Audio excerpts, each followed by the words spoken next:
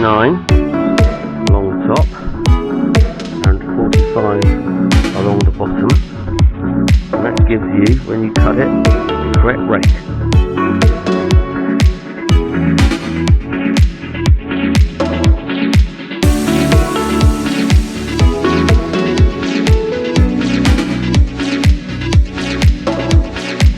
Then just need to cut some notches out here,